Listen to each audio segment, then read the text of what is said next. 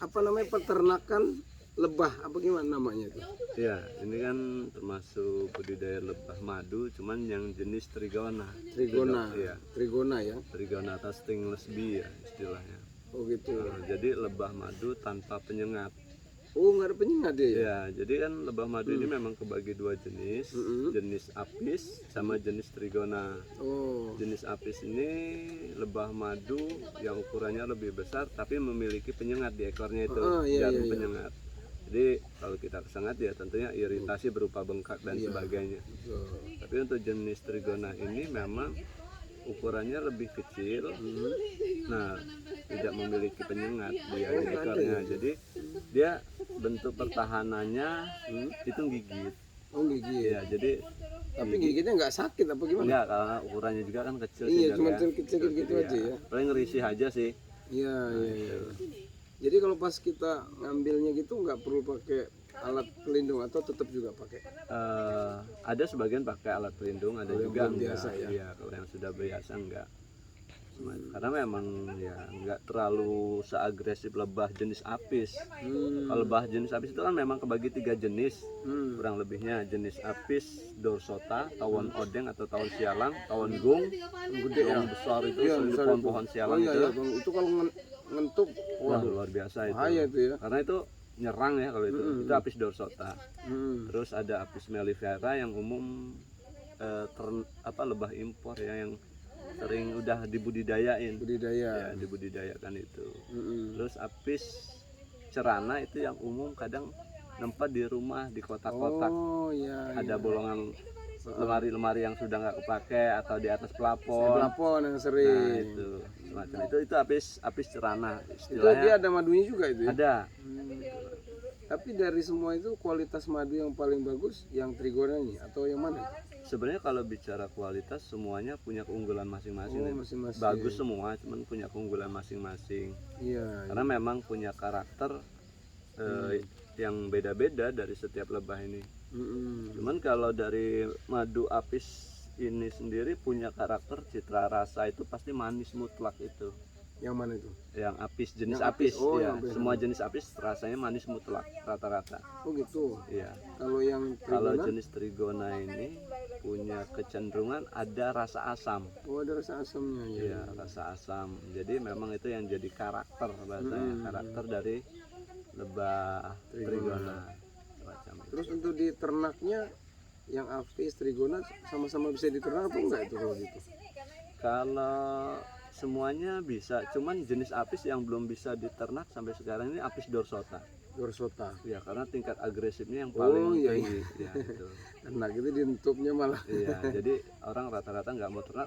Sampai sekarang memang belum bisa dijinakkan untuk jenis apis dorsota. Gimana cara penjinakannya ya? Tapi kalau untuk jenis trigona, insya Allah semua jenis bisa, karena lebih jinak dia. Nah kalau trigona sendiri dia punya tadi kualitas masing-masing dari misalnya bisa dapat madunya yang bagus apa dari pohonnya yang gimana atau dari bibitnya gimana tuh?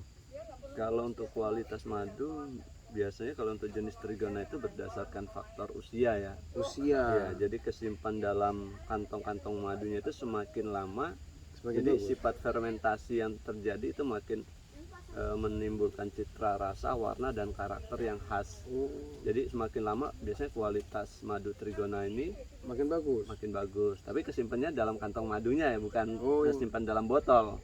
Oh itu ya, Ya, kantong madunya Kantong ya. madunya. Gitu. Jadi semacam kayak rum lah yang udah kesimpan semakin lama semakin Bagus. bagus gitu, semacam itu. Nah Jadi, kalau satu istilah lock kan, satu lock itu dia ditaruh terus bisa menghasilkan biasanya mulai berapa milih gitu ya. berapa mili atau berapa lama dia bisa ada hasil yang bagus. Kalau umumnya untuk lebah trigona ini kemampuan produksinya itu dalam setiap stuk atau setiap satu sarang itu mulai dari 100 mili sampai 1000 mili dok. Oh, Iya. mili. Jadi itu pun ada beberapa faktor yang mempengaruhi, misal cuaca, kondisi vegetasi, nah terus kondisi koloni. Koloni. Ya, kalau cuacanya bagus, banyak panas lah ya terhitungnya. Dia lebih bagus banyak panas. Iya. Oh. Terus karena di musim panas itu kan nektar bunga nggak kesiram hujan, nggak kesiram bulir hujan. Oh iya. Ya, jadi lebah itu lebih cenderung kerjanya lebih giat, Maksimal. lebih maksimal. Terus Vegetasi. vegetasi yang karena kan kalau kita faktor alam ini tentunya untuk kebutuhan bahan dasar madu ini tentunya tergantung dari nektar bunga itu tersendiri. Kalau bunga vegetasinya maksimal ya tentunya hasil yang mampu diolah atau dikumpulkan nektar itu lebih banyak. Nah, terus faktor koloni, tentunya faktor koloni berkaitan sama jumlah pekerja. Jumlah pekerja itu pekerja maksudnya? Pekerja lebah itu sendiri kan lebah ini kebagi 3 jenis. Oh iya. Jadi ada ratu lebah, lebah jantan atau drone bahasanya, queen, drone, sama walker. Walker ini lebah pekerja. Oh lebah pekerja. Ya, jadi ada 3 jenis lebah. Dan ini memang Lebah punya betina? Enggak ada, apa gimana tuh? lebah betina Yang itu queen ini. Oh iya. Jadi lebah pekerja ini sebenarnya statusnya lebah betina, cuman kategorinya lebah mandul. Oh gitu. Iya, jadi tugas dia hanya bekerja. Gitu lah, kerja sampai mati bahasanya. Iya. Jadi semakin banyak lebah pekerja ya tentunya Lebih bagus ya. lebih hasilnya bagus ya. hasil karena lebih banyak orang yang mengumpulkan nektar, polen dan sebagainya. Gitu loh. Nah, itu kalau faktor yang mempengaruhi dari jumlah kemampuan. Dan Di sini untuk sudah masa 1 bulan sih rata-rata 1 bulan bisa panen. bisa panen. Iya. Mulai umur berapa gitu? Mulai bisa Ideal panen. Ya. untuk dipanen. Iya. Kalau ideal itu usia minimal itu 6 bulan dari 6 proses bulan. pemasangan kotak. Heeh. Nah, tapi idealnya di angka 1 tahun. Idealnya baru Iya, itu bisa baru. terus setiap bulan. Iya, bisa kontinu setiap bulan pemanenan. 100 mili sampai 1 liter itu ya. Iya. Tapi kita seandainya tembus di angka 250 mili atau 500 mili itu udah bagus ya. Ya udah maksimal. Dia bisa bertahan berapa lama?